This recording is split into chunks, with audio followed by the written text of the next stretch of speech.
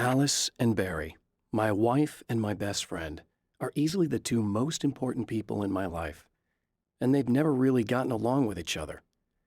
I suppose both of them resent the other's intrusions into what they considered their domain. After I was gone, they maintained an uneasy truce. My book stayed in print, still selling, the licensing machine churned away. She was my wife and controlled the intellectual property. He was my agent and took care of the business. I wish they found more common ground than that.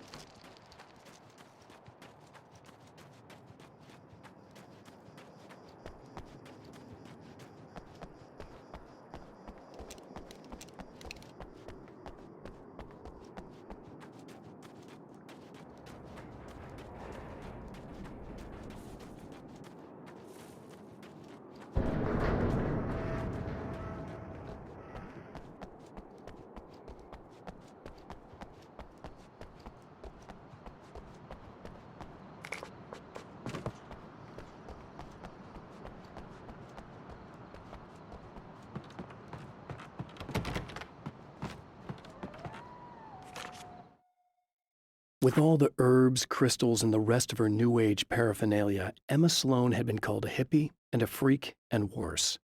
It was that small-town mentality. She was a female mechanic, and even in 2011 there were always going to be backward shit-kickers who thought that was a hoot. She didn't mind. She could deal. She could take any engine apart, even the new ones with all the computers in them. Turned out that these boys were awful polite while waiting for her to put them back together.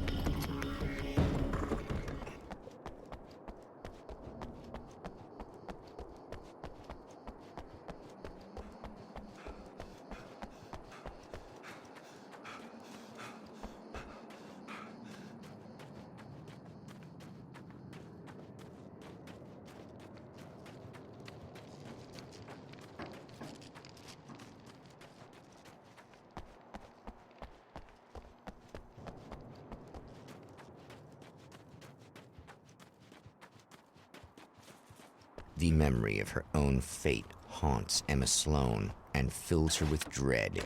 This time, she does as she's told. It's not enough to save her.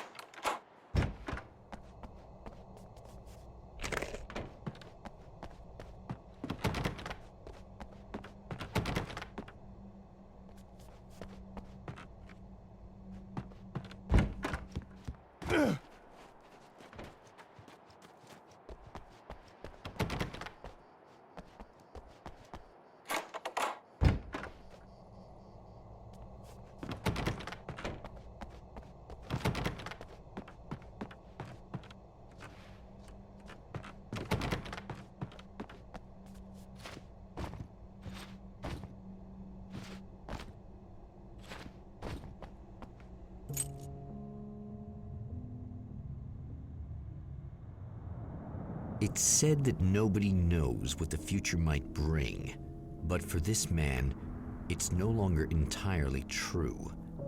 A weaker man might simply give up, but the champion of light is an expert on destiny. Sometimes the puppet and puppeteer can be one and the same.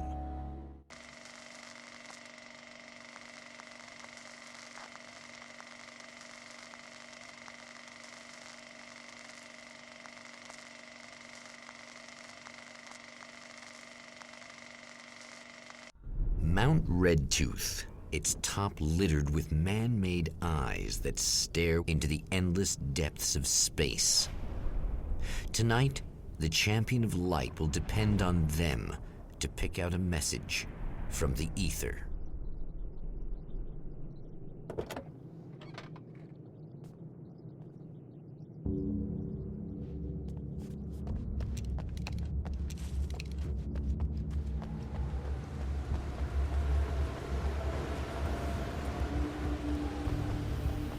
As history repeats itself, the man remembers the patterns. He knows that he needs the missing part for the telescope. I'd better find Dr. Meadows' car. That's where the camera should be.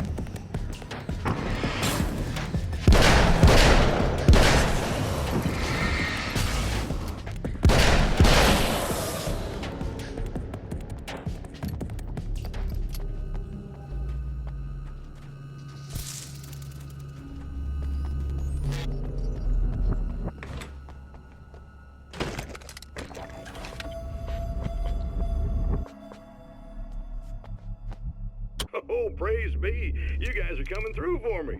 A pretty little light just started blinking on my board here, and that means there's a caller out there.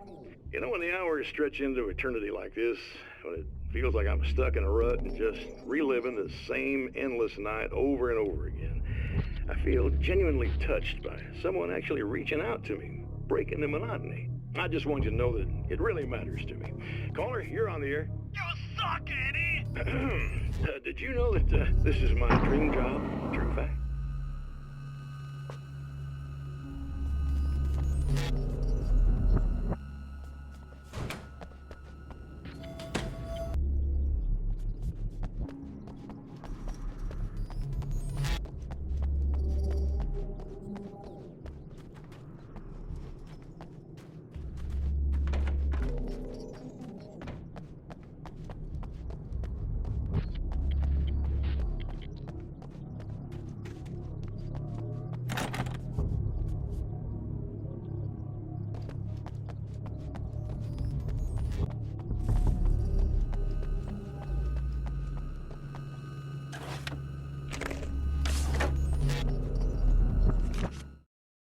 When Dr. Rachel Meadows got the call from Michael, telling her to hurry to the observatory, she didn't waste any time.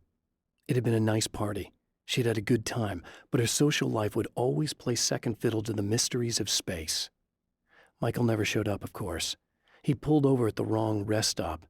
She never even thought about him at the time. The phenomenon in the sky above her was too fascinating.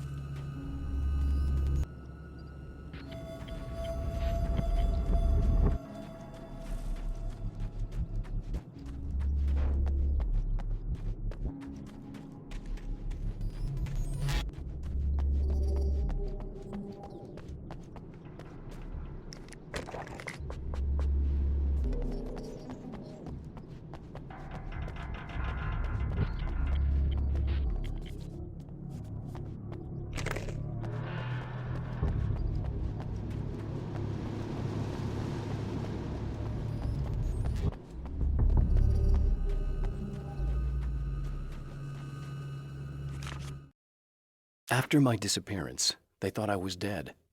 I might as well have been. I know it's been 2 years. I know Alice has moved on.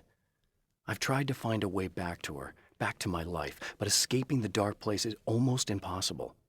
Time does strange things here, but dreams and radio signals can pierce the veil between the worlds.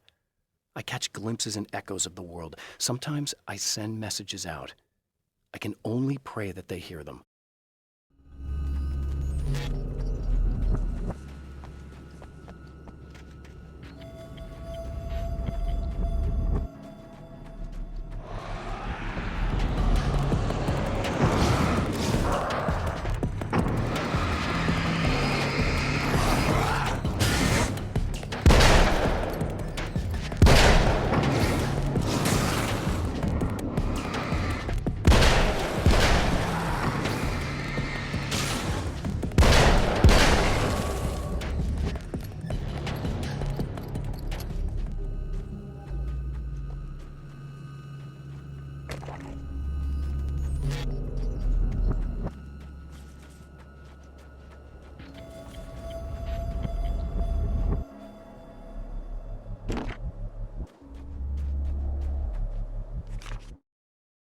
The Taken may well be the tool the darkness favors over any other. At some point, they used to be human, but whatever humanity they once had is long gone. Now they're just shells covered and filled by darkness. The Taken Mr. throws at me are more grotesque and varied than the ones I first encountered in Bright Falls. But I know how to deal with them.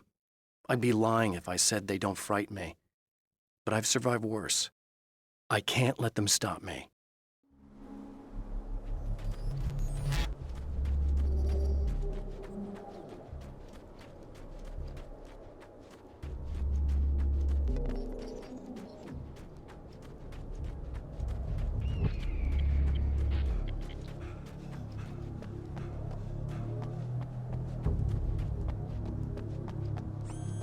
I should find a camera before I talk to her.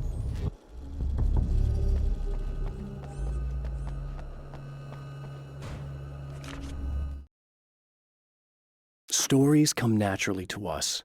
We can't help it. There are many different worlds, many competing realities within our heads, fueled by books, television, even barely remembered childhood tales. There's an endless supply of fictional concepts more familiar to us than anything or anyone real.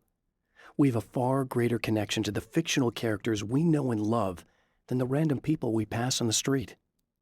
Our destinies and inspirations are shaped by lies, myths, and fables.